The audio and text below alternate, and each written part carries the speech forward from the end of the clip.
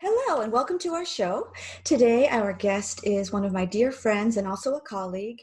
We are going to talk to her live through, I'm in Victoria, Canada, and she's in a little village near Grenoble, France. Her name is Bea Romeo. And let's bring her in and see what kind of interview we're going to have today. Welcome to our show, Bea. Thank you. Nice to see you.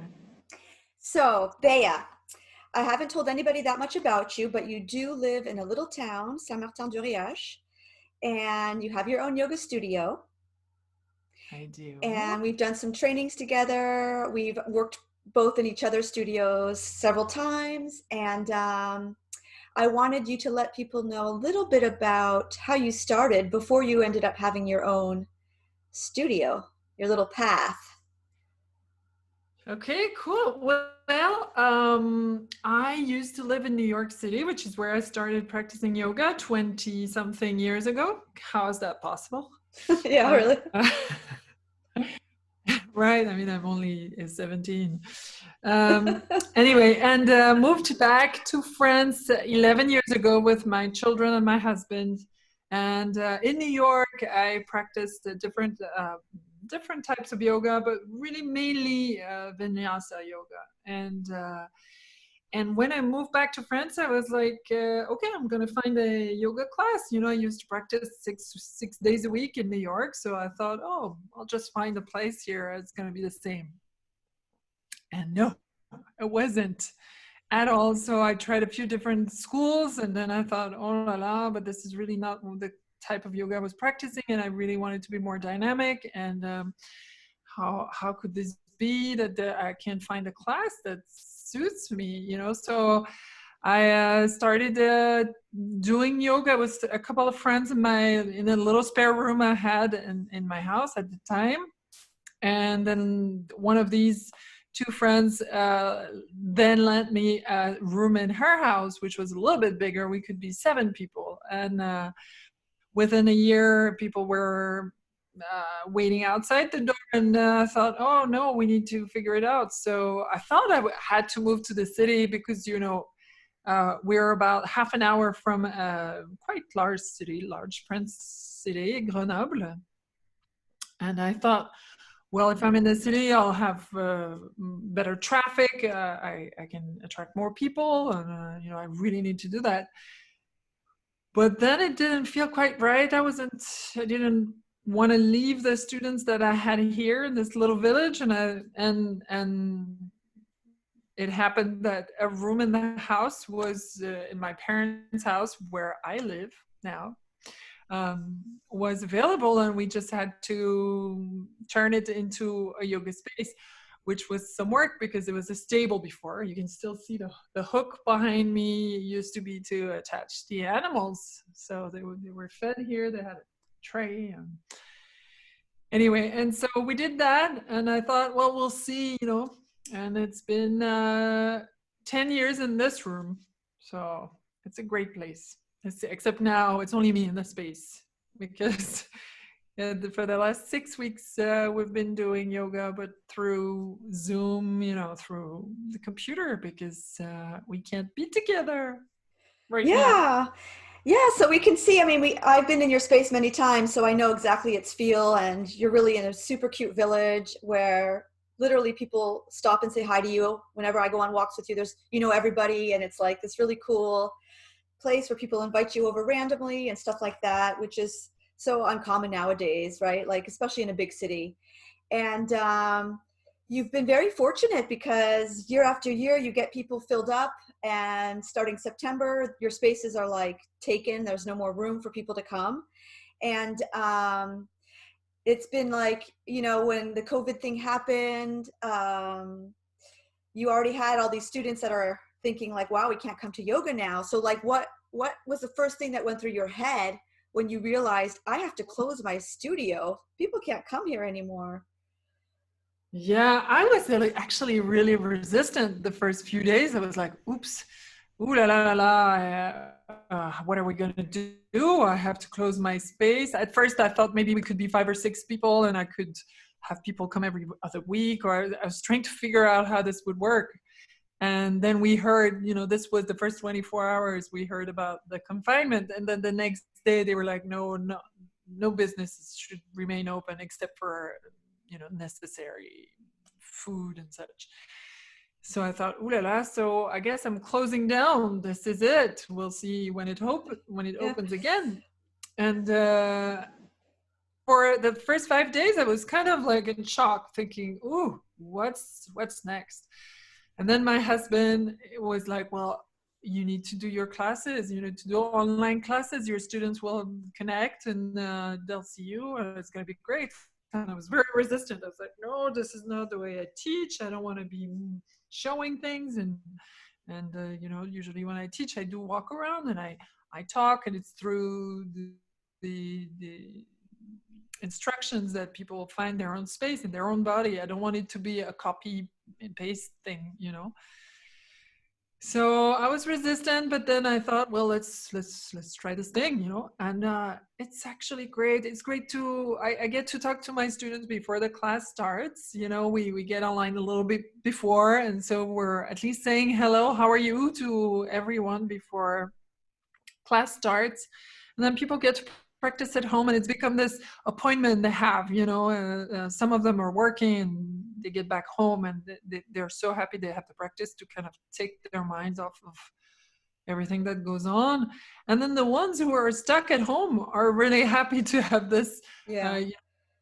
So so it's actually been really fun, and I was resistant, like I always am when something changes. I always have these first moments of being like, and then things open up, and it's been Yeah. interesting, and we're going to keep this going at least for another few months, because it's not opening yet. Spaces are not, we can't do that. We get the information that you could be practicing yoga outdoors, 4 meters away from everyone, which would entail you to have a giant outdoor flat area to teach. We could do this every now and then when the weather is beautiful, but for weekly practice, we have to keep this going, online classes. And I've Yeah. been And surprised how people show up. People do show up, and it's really great to see that. yeah, and it's great that students can adapt too, because they were coming, however many times a week. And I personally believe having some kind of routine actually keeps us grounded and is also comforting. I know a lot of people are like, I'm going to go to bed at 3 Yeah, a.m. and I'm going to stay in my pajamas all day. And like, I think that feels good once in a while. But I think on a normal everyday basis, I think to just know what day and time and yeah, space, I think it absolutely. feels good to have somewhat of a routine, even if it's not the same every day, to feel that groundedness. And Yeah. people that have that, schedule, like, oh, I know I'm doing my yoga at 9 a.m. or at 6 p.m. or whatever. um, I think that helps people a lot to feel grounded. Not even just, I mean, the yoga Yeah, part's important, but also just that idea that they have something set, I think is helpful, don't you? I think it is. At least for me, it is hugely helpful. I'm so happy to be teaching my 5 classes a week. I get to connect to people. Of course, the practice is different than when you practice by yourself, but still, and you're getting ready for it, and it's part of. It's a huge part of my day, because I'll be thinking about it, and then what is it we're going to work on today, and all of that. So, for me as a teacher, I'm so happy I have this uh, daily rendezvous Yeah. with my students. Yeah, and I know they are, because I've been receiving lots of mails. People are like, "Well, thank you so much. So Oh, glad this is here." Like you can tell that, okay, we're still together. There's yeah, that this feels community important. is not gone. It's here. It's just different for the moment, for the time being. Yeah, and I think many people that are able to stay at home, I think lots of them feel like this can be their new norm for a while. I feel like people are adapting somewhat quickly to doing things new ways. Especially you realize, well, for now I have no choice. And then of course there are other people that are like, I just want things to get back to normal. And who knows when that will be. And so I think it brings up so many new emotions, and being at home allows you to, if you're willing to actually sit with emotions, and not just emotions from what's happening now, but possibly emotions we haven't faced that have been kind of pushed down, that we are able to let come up and look at now if we want, you know?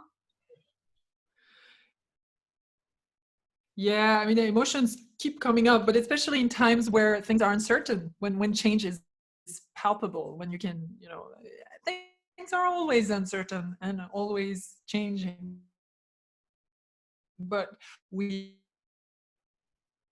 are so this busy life of ours, so we actually don't get the chance to sit down and watch. But right now, we do get a chance to do that. And it's very interesting to give yourself that time alone, away from distraction, to connect to what is there, meaning your breath, your heartbeat, and the sensations in the body, and just let that settle, so things are allowed to come back up. Bubbles will come back up, emotions, all stuff. Or when it's a strong emotion, then you can really go look at it specifically and play the movie of that strong emotion. I'm thinking, uh, this morning, I actually went to an outdoors market. It's a little market here in the village. And so we were all wearing masks and, being very cautious. And then I see this lady who sells the vegetables there. She's this really beautiful woman. She's been doing her own growing vegetables for years and selling it on the markets. And I see her today and I was like, oh, something's not right. You can see only people's eyes with the mask, and you can tell so much from the eyes. It's actually interesting also, this new thing of just seeing people's eyes and not the rest. And I could tell, and I looked at her and I was like, how are you? And she kind of evasively answered, something not personal whatsoever. And then I sort of turned around and move, and I was like, is your back okay? And I don't know. I mean, I've seen this woman many times. I've bought vegetables from her, but I've never actually spoken to her. So she must have been like, why do you tell me? Yeah, And who's so she this? was like, is it that obvious? And I was like, could I suggest something? Because I could see it was a whole lower back. And then we started talking about the psoas muscles. I love talking about the psoas muscle with just anyone randomly, in the street. And then she was like, oh, the psoas muscle, that's what it is. And she said that last year she had this really severe pain, went to the doctor, and the doctor said, you have to go to the hospital, you have a hernia. Most likely it's a hernia. Then they did, I don't know, some exams, some x-rays and whatnot. And then they said, no, it's not your hernia, it's your psoas. You're having this really inflamed psoas, and it's hurting you. When you understand that this muscle, the psoas, is coming out of your vertebrae, your 5 lumbar vertebrae, and the last thoracic one goes through the junction of the hip into the small trochanter of your femur bone. It's your most central muscle, the most intimate to your nervous system, to your adrenal glands that are sitting on your kidneys, which themselves go through 200 or 300 meters of going up and down in the rails of your psoas all day long. I mean, there's nothing more profound than this tissue. And sometimes it rings a bell, it's giving you messages.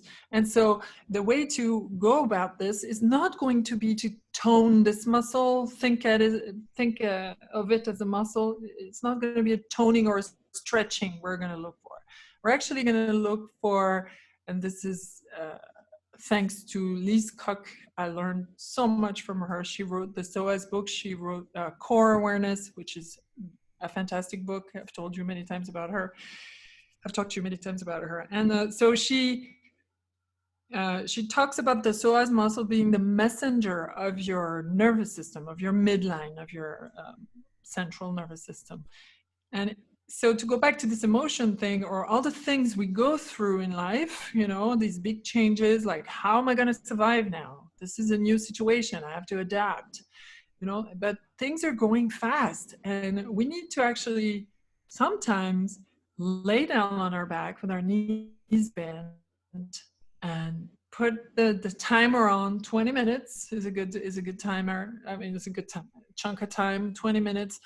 Put your alarm on so you don't think about, oh, I need to get back up and go do these things.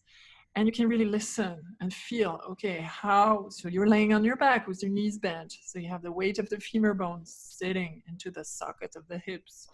And that gives you some information. Sometimes it releases and you can really feel it. And you're like, this is sweet.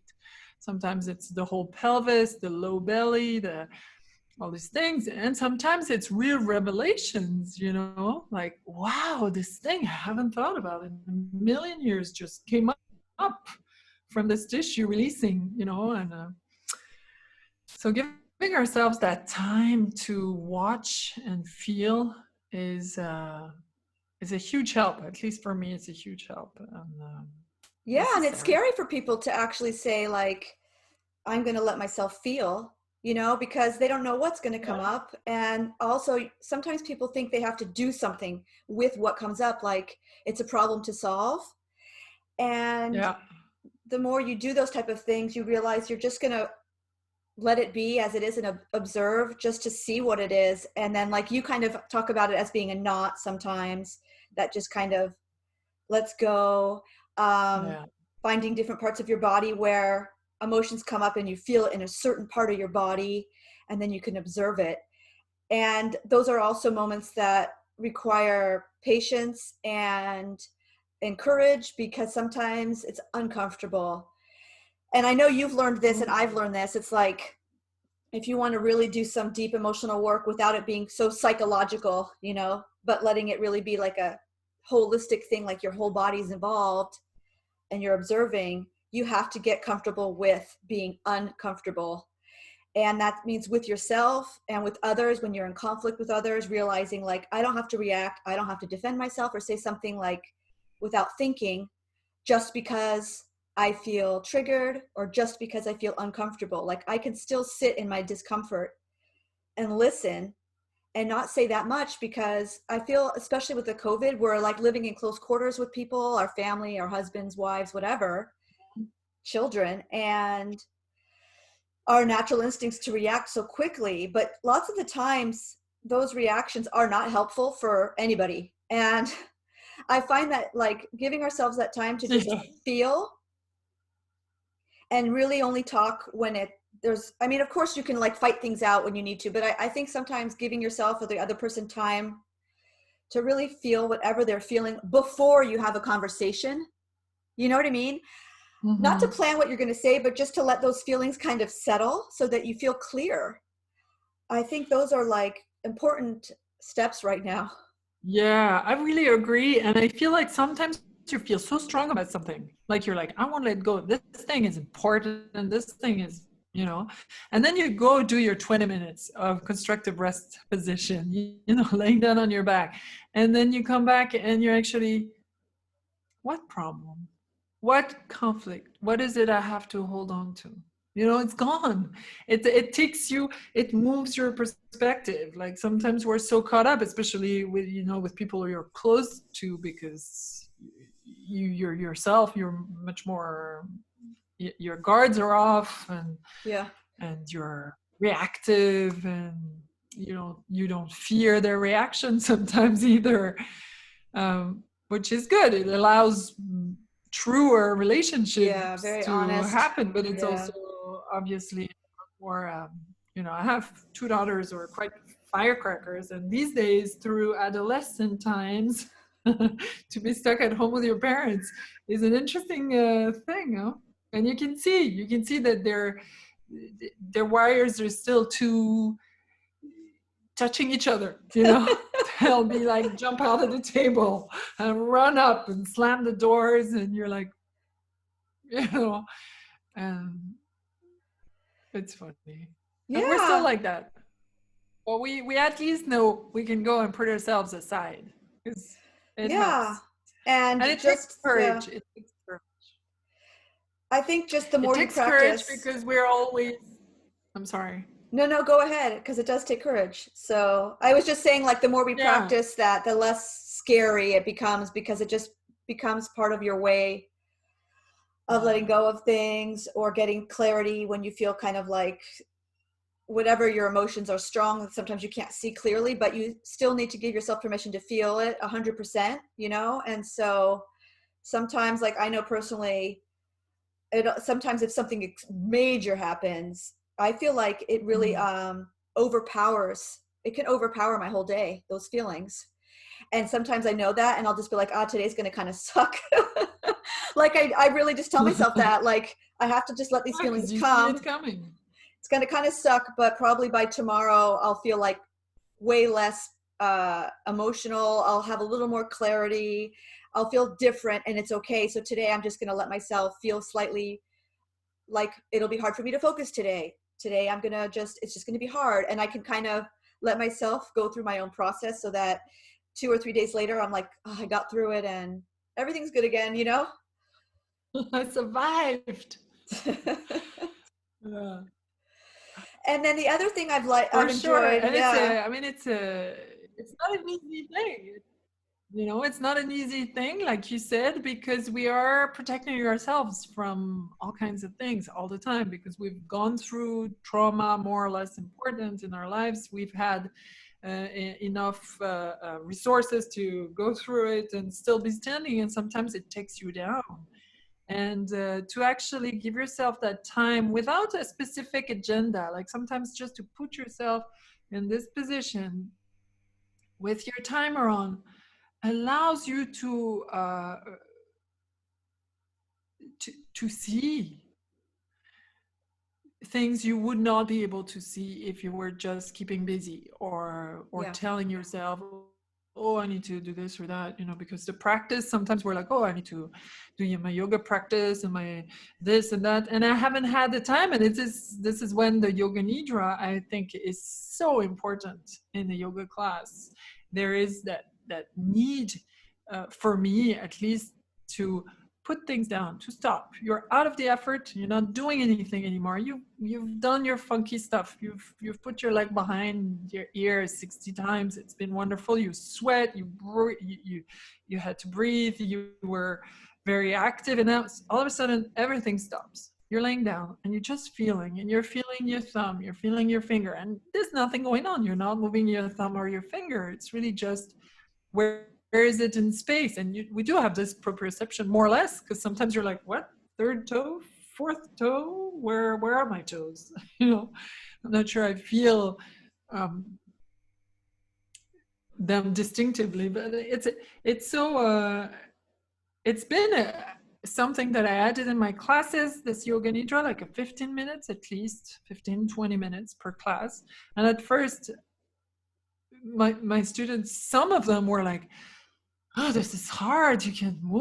Blah, blah, blah. You have to lay down. Because we were so used to always doing, always yeah, participating, you know? And then once they got used to doing it more often, then they really gave in. And I would receive messages and being like, oh, that's it today.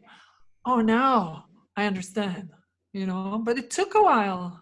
It, yeah. I think yoga because nidra is so, you protect yourself.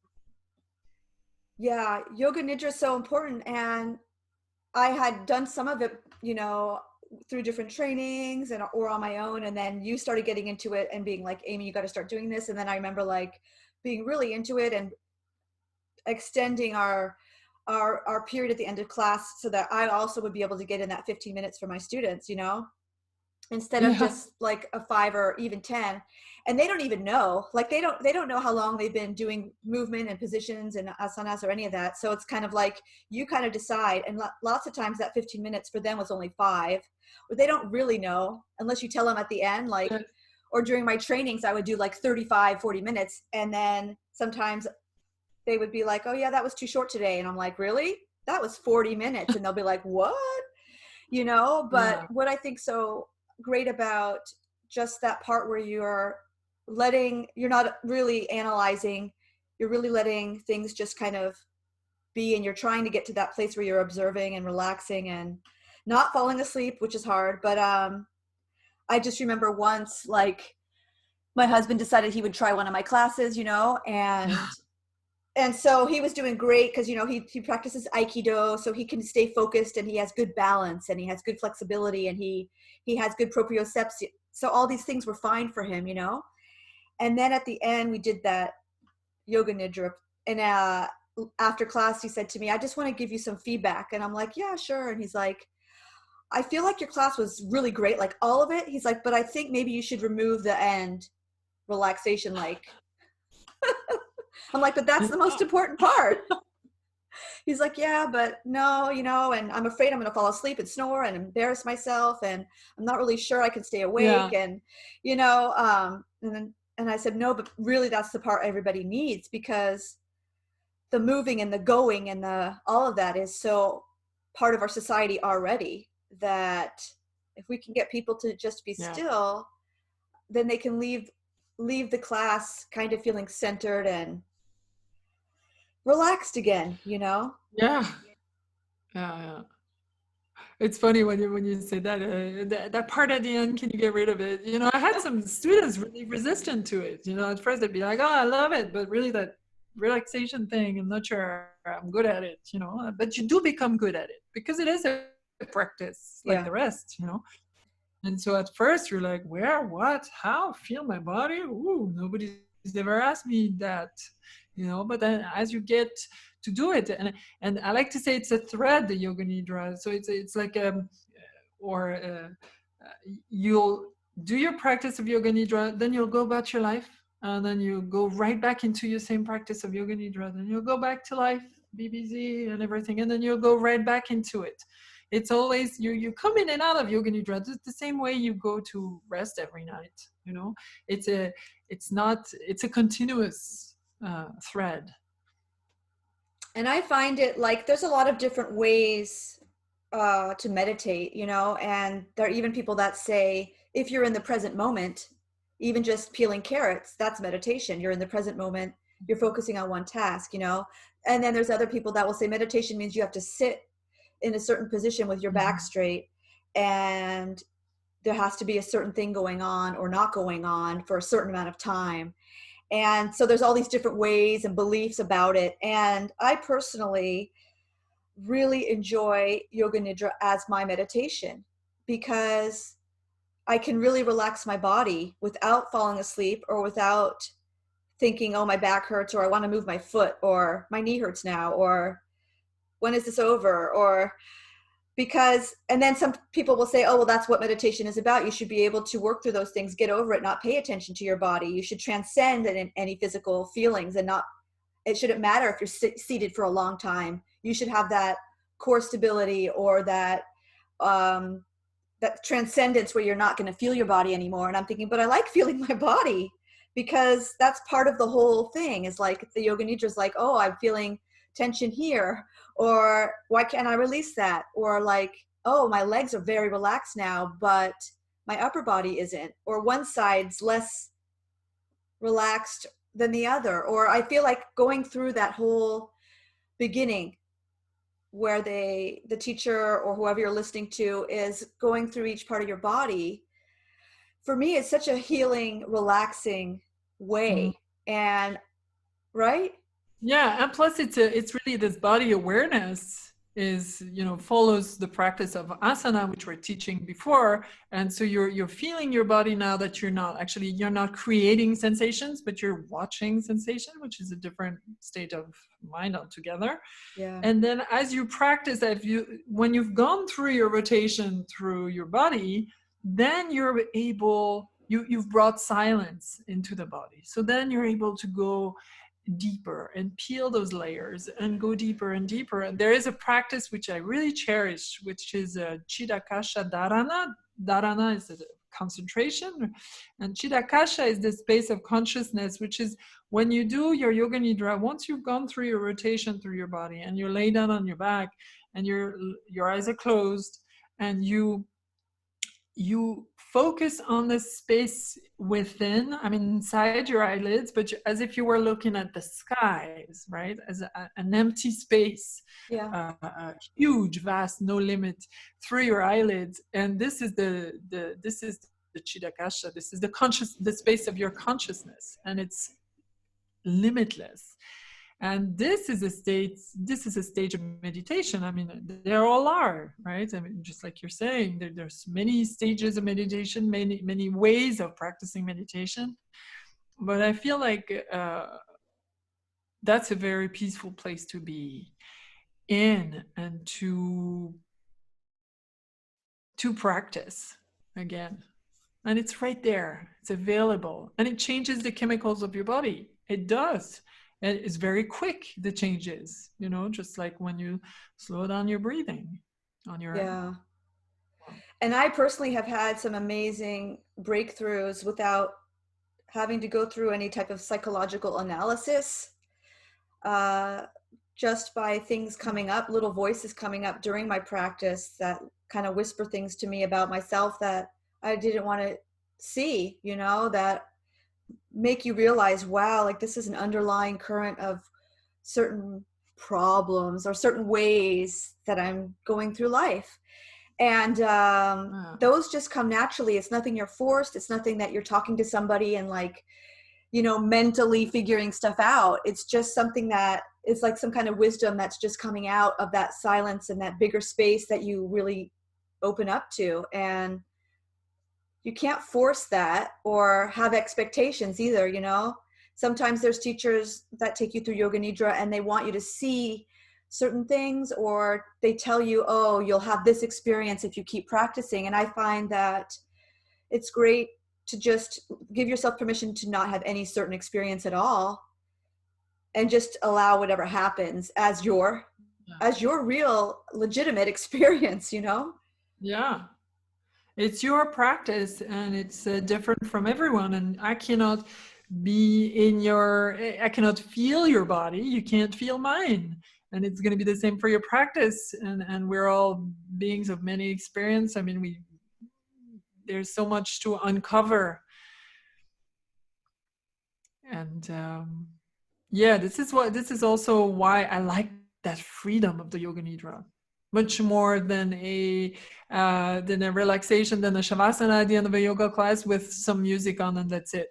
Because then I would just be like, okay, I'm going to be here for 5 minutes, and then I'm going to go and buy vegetables, and then I'm going to go and make dinner, or all these things. It kept going because there was none of that body awareness, and you have to harness the mind, and it's not by pulling on it that it's going to work. It's really by giving it space and time. And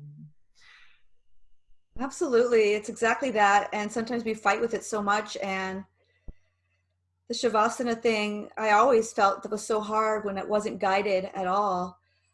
Yeah. That you really either start thinking like, and then you're so far away, like who even knows where you go, right? Or sometimes you just kind of fall asleep or something, and then you don't even know what happened, and it's just kind of like, oh, I'm back, Yeah. But to keep that presence for a long period of time in an extremely relaxed way, or sometimes it's not relaxed, sometimes weird things, come to your mind, or a feeling comes, or something like that. I mean, there have been times where all of a sudden I'm just flooded with sadness and I start crying. That's happened to me several times, where I just feel like crying, and I'm not even thinking about anything. It's just some kind of sadness that maybe I never gave permission to be expressed. It's just like, okay, I'm coming out. You know what I mean? Right? We need those moments where we can actually release tension, wherever it comes from. I mean, it could be a very well-known tension from something you've seen and you're conscious of, and all these things you're not conscious of, that do affect you no matter what, because we're sensitive people. We are. And I think the more sensitive you are, the more space you need to give yourself to digest, to because otherwise it's tough. It's tough to be open and sensitive. I mean, it's like my daughter was telling me, but she was like, but it's so painful. I'm like, well, yes, it's painful what you're going through. It is. And it's this pain that's going to make you so much deeper And that's going to make you recognize the pain in others when you talk to them. You'll see right away if someone needs attention or not, or you'll understand that, this is giving you, it's giving you. That's great advice. That's so important because right now we need that more than ever. That idea that, because really when yoga or any type of self-discipline, any type of practice where you're really putting time into self-study, it could be anything. It could be any sport. It could be dance. If you're doing it in a way that's very aware of your patterns and the way you think and the way you feel. And I feel the more you do that self-study, the more sensitive you become. You can't avoid that. No. And then the more sensitive you become and understand yourself, then you can feel overstimulated quite quickly. So you definitely need that alone time, and by self-study, you need to realize, wow, this is a good time for me to take some space and get alone, because if not, I'm going to just lose it. Yeah. And then you realize all through that afterwards, the more you understand yourself and let yourself have those painful moments, then like you said, the more you're going to be open to sensing those times when others are going through a hard time, and becoming sympathetic but empathetic and compassionate, not in like the concept, because there's like that concept of being compassionate, you know. I feel like Uh-huh. there's these concepts out there like, oh, be compassionate for others, understand others' needs, and it's like, but if you don't understand your own, if you're not sensitive to your own, then it's going to be very superficial when you get out there and try to help. And I think the more sensitive you are, you can't really turn it off. I mean, you kind of can, but like you can decide, okay, I'm going to really be open to this person that's going through pain right now, and listen and understand and let them know that I understand, and I see it, or I feel it, and that I'm there, that I'm holding space for them, or whatever type of things you feel like Exactly. saying. The holding space is really, I love that expression. You're holding space. Once I remember I was teaching a class here, and I had this friend of mine, actually from California, a teacher herself who's been practicing for many years, and she came here to visit, and it was really great to have her in the room. And I felt really, at the end of class, I was a little self-conscious. I was like, how is it for you? And she was like, because I said, well, I'm not teaching anything new. I don't know why. I was very kind of insecure about teaching. It's always impressive when someone you look up to comes to take your class, because you feel like, oh, maybe they hated it. Maybe they think you're worthless, or you never know. So I asked her, and she said, it's okay. You're holding space, and you do it your own way. And I was like, oh, this is really what we do as teachers and just compassionate people or sensitive people. You hold that space for someone to be able to lay down, deposit themselves, rest, feel secure, feel safe. Yeah. And that's what's so precious. And I like to think that when I teach in this room, when people come for the yoga nidra, they're happy to get in this yoga nidra place, because they know it is safe. It is within these four walls, with someone who's, there is this, it's still an exchange. It's hard to explain, but it still is. It's this compassion thing you're talking about, that we're always so worried about Yeah. not being enough compassion. You know. Right. And it's just part of our like humanity, like to allow people that space to be who they are, and for them to feel that it's okay for them to feel or be whoever they are in that specific moment. And you're just going to be there, and without any type of judgment or telling them that they should feel differently. Like there's none of that. It's just like whatever you're feeling's okay. And I'm not here to tell you that it's wrong and that you shouldn't feel that way. Right. Because I mean, sometimes, I mean, I've, and both of us have done so many classes with so many different teachers out there in the world. And when you feel like you can really be yourself and let go, it just gives you so much freedom. And it makes you feel good about yourself too, that you're just allowed to be who you are, and there's no specific rule or someone making you feel ashamed. Like you know, Yeah. Yeah. whatever the idea of how you should be. And so I think that, yeah, if we also as parents, if we can allow that same thing, it's so The whole important. time we were talking about this, I was like, "Oh yeah, yeah." And we're mothers, we're in a way. I think being a parent and a teacher is a good mix. Not that, not that I should be, not that I'm saying if you're not a parent you can't be a good teacher, or of course not. But we're trying this out every single day, all the time, and especially now in this confinement. You have your kids are there, and you're really trying this thing out of being like, okay, I'm not gonna judge you, I'm gonna let you be who you are, and at the same time I'm gonna be super cool, and it's gonna be great. Some days it's not, but it's interesting. It's a Yeah. constant practice. And I think as a parent, we don't have to be cool all the time. You know what I mean? Like, Mhm. uh, as parents, I think sometimes we are there to set some certain boundaries when they Oh kind yeah. of, when you're like, okay, but that, you can feel that way. However, this is how it affects the others, Yes. because you realize more and more, especially in confinement, that one person in your house affects everybody. So if there's something dramatic happening with one person, Oh everyone's yeah. affected, and that one person might not realize it, especially if they're young. They might not realize like that whatever they said or just did or whatever, actually everyone feels differently from it. Like I might feel really sad or upset or whatever, and then maybe somebody else might feel completely rejected or completely misunderstood or whatever. Like you don't know, but everyone's feeling something else, and then you have all these personalities feeling different things, and it's like this chain reaction or effect of all the emotions kind of like from one person. And it just, so you have to just really stay like, let people feel, but also let them know like, okay, that you did this or said this and it's affecting everyone. So maybe be aware of the power. Yes.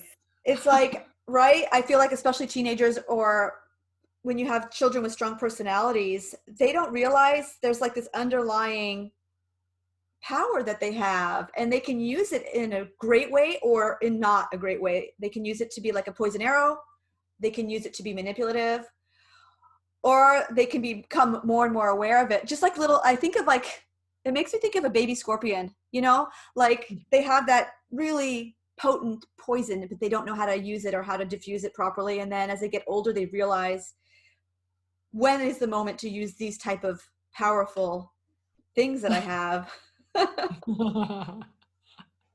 Yeah, it's true. It's like sometimes I feel like, okay, do am I gonna be a party pooper right now? I think I'm gonna have to, I'm just gonna have to.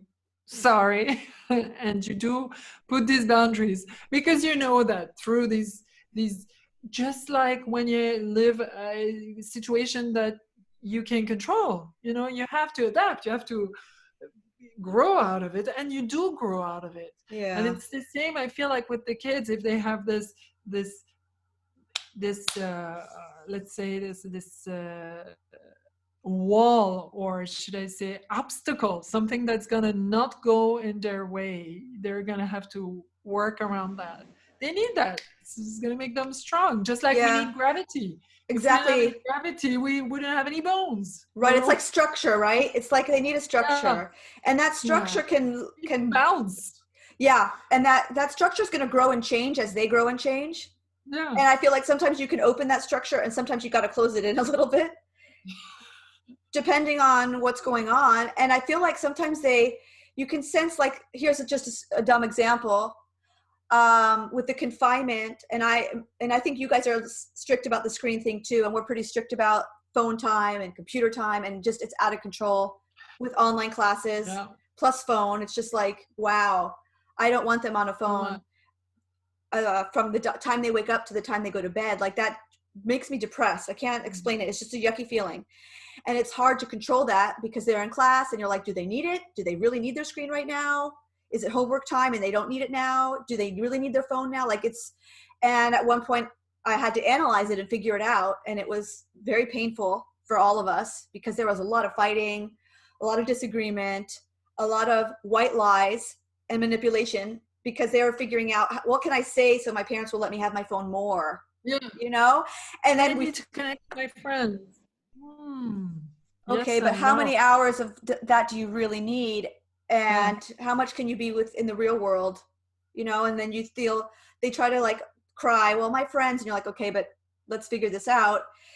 And then we did. And so we came to the time, I looked at their screen time and I was like disgusted because they have certain amounts of time and I was trusting them and they were completely like off, completely off what I had given them. And I was like, wow, they're not respecting any of the rules right now, which we don't have that many rules in our house. That's the biggest one. So I cut it down by like half, like major, like 3 hours a day max. That's it on the phone. That is it.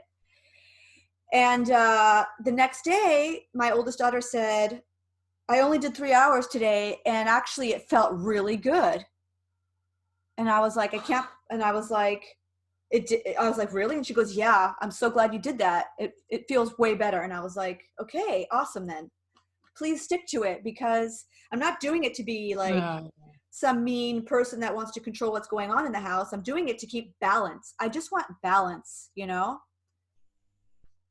Yeah.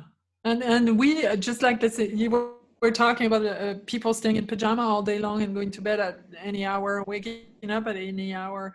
Doesn't feel good either. You know, the what actually feels good is going to be this balance. It's going to be this. Yes, I'm going to wash my body. You know, yes, even though I'm not seeing people today, I'm going to wash my body because Yeah. it's part of my practice. Yeah. You know, I'm not an animal. um, or all these things that you think you do for because you have to, but you do it because it's your practice, and Yeah. it's healthy, I guess. I Yeah. would like to think. Yeah. I feel like it's good to have a healthy type of structure, a healthy routine, a healthy balance. That changes obviously with confinement. That's shifted a little bit and we've had to adapt. And I think as parents, it's really hard to find that balance, and we're still looking for it, figuring it out.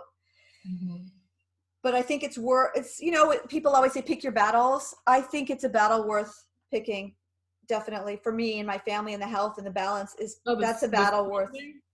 Ugh, definitely. Yeah. Yeah. Um, I don't know. I'm not judging parents out that they're letting their kids do whatever they want right now, but I know for my balance and for my integrity and for what I want as something I believe is healthy, we have definitely had to have a couple battles.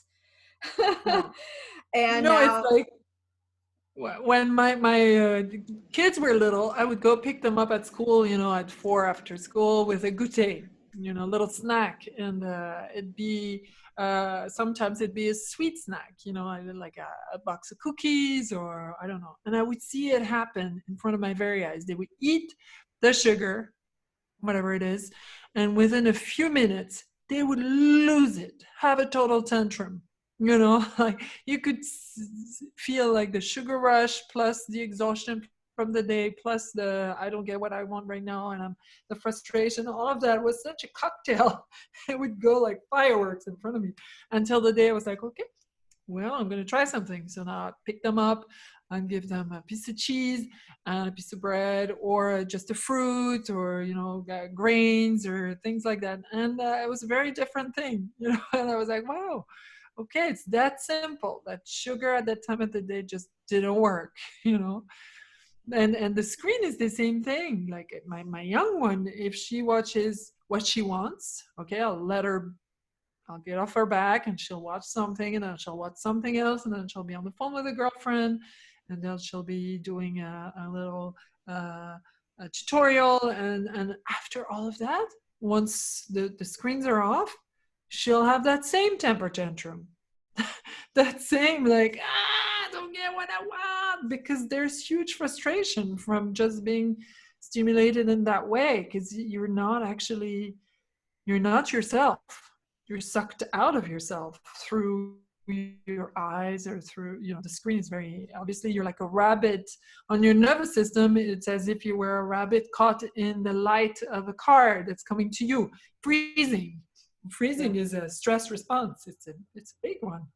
So you'll be pumping up the cortisol, pumping up the adrenaline, pumping up all those hormones which are supposed to respond to a great stress, and you should be able to express it. Except you don't express it because you weren't threatened, or you Right. felt like you weren't threatened. Yet you have those hormones in your body, and so what to do? Yeah. Anyway.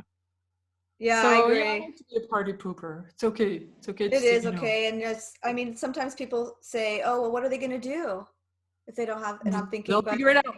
they'll figure it Please. out. It's okay to be bored. It's Yeah. okay to not be stimulated. Yeah. And for them to say, I'm bored, they can say that. I don't care. And then within 20 minutes, they'll end up doing something completely different, something super creative. They'll get their paints out, or they'll start baking something, or they'll put up Yeah. some kind of game outside in the yard. And then you're like, okay, because there's that fear. Parents have that fear. Well, they'll be bored. What will they do? There's nothing to do. But there are many, many, many things Yeah. to do, you know? So, and I've even said, like, I'm willing to, even if there are things in the house that we don't have, like creative things to make, or build things, or be creative, and we don't have them, I'll order them or whatever. Like, I have no problem buying extra crafts or whatever if it's gonna bring some kind of creativity here. Like, you know, I don't mind at all. So Yeah. anyways, that was our little parent, and our little hopefully maybe the people watching this that have kids will be like, maybe something will click, or maybe they'll realize, oh yeah, it's okay. Some parents, our generation of parents, kind of want to be cool all the time, like the friend, like, I'm the cool mom, I'm the Mhm. cool dad, I'm the buddy. But I think our kids need to have a parent, you know what I mean? Like, we can still be cool, but I think they need Yeah. a parent. They need parents. That's my, I Yeah. feel like it's set up that Yeah. way, you know? They'll have many friends, but they won't have many parents. you Yeah, that's know. true. So Yeah. it's okay. Yeah. So, anyways, I just want to, I'll wrap things up and just let people know as well, that we will be putting this up on my website with some links. I'm allowing people that have links that are interesting. So it could be to your website. It could be to people that you think have written great books. It could be to yoga nidra videos, anything you think is some extra resources that people might want to do more research on, we'll put up there. So Excellent. thank you so much. Thank you so And much, Amy. keep up the good work with all your teaching. You are a great teacher. Keep doing it. People love it. And hopefully I can jump in on one or two of your classes. Yes, I would love to see you, and good luck with everything you're doing, Amy. Super creative. It's good to be with you. It's good to chat. Good. Thank you. Thank you.